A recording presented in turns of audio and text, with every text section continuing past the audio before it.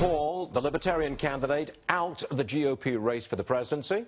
That begs the question, who will Libertarians vote for amongst all the other Republican candidates?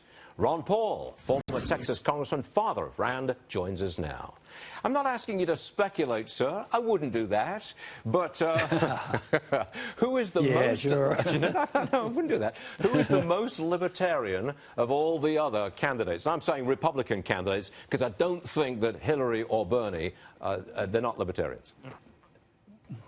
Well, strange as it may seem, on occasion, Bernie comes up with libertarian views when he talks about taking away the cronyism on Wall Street. So in that sense, he's right. And occasionally he voted against war, which is hard to find anybody, since Rand is out of it, that anybody would take a libertarian position, a hardcore libertarian position on privacy, on the war issue, and on economic policy. So I would say you can search for a long time, but you're not going to find anybody in the Republican or the Democratic primary that even comes slightly close to ever being able to claim themselves a libertarian. Well, that's a full-blooded sort of a joke.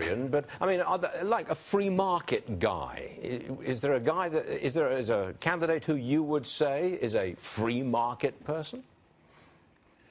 I haven't found them because they always have these exceptions. I mean, you take a guy like Trump, I'm sure, he's a businessman. He's for the free market, of course, but he's for tariffs and all these other things. So, no, if you sort it out, I mean, you take a guy like Cruz. People are liking the Cruz. They think he's for the free market, and he's owned by Goldman Sachs. I mean, he and Hillary have more in common than we would have in common with either Cruz or Trump or any of them. Okay. So I just don't think there's much picking. They're going to have to go elsewhere, and unfortunately, we don't have much democracy in this country because the Republicans and Democrats dominate. You have to be an interventionist. You have to be an economic planner. Or you have to endorse the Federal Reserve. You have to do all these things in order to get to the top spot because that's what the establishment wants. Otherwise, you can't finance the military-industrial complex. You can't finance all this debt that the Democrats and Republicans run up. I've got a real fast question about New Hampshire.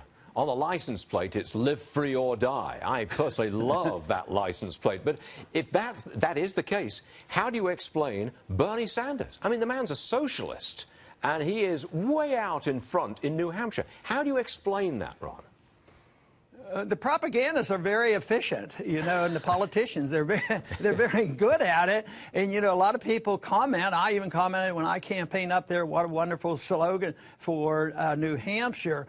But there's a disconnect between what people pretend they are and what they say they are. And ultimately, they're controlled by the money that puts them into office. And that's why it's so important to find out where the money's coming from. Yeah, really crazy stuff, isn't it? New Hampshire, live free or die.